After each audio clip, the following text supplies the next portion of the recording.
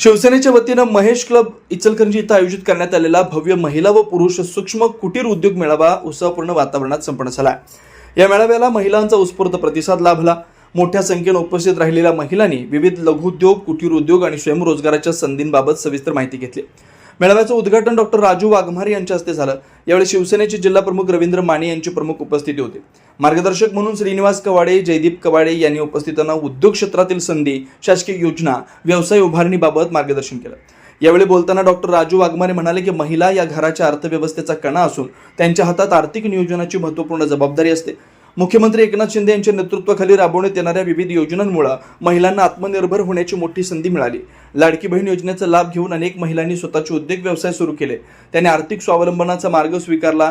या मेळाव्याच्या माध्यमातून अधिकाधिक महिलांनी उद्योग क्षेत्रात पुढे येऊन स्वतःची आर्थिक प्रगती साधावी असं आवाहन केलं। जयदीप कवाडे यांनी महिलांच्या जिद्दीचं आणि कर्तृत्वाचं कौतुक करत लघुउद्योग, घरगुती व्यवसाय आणि स्वयंरोजगारांच्या माध्यमातून स्वतःची स्वतंत्र ओळख निर्माण करण्याचं आवाहन केलं।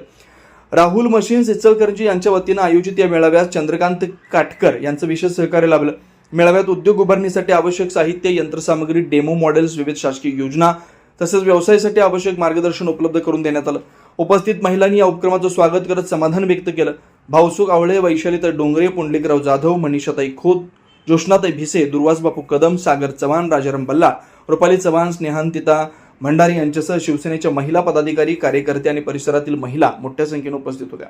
महिलांच्या आर्थिक सक्षमीकरणासाठी आणि आत्मनिर्भरतेच्या दिशेनं महत्त्वाचं पाऊल ठरलेल्या या मेळाव्याचं सर्व स्तरातून स्वागत करण्यात आलं।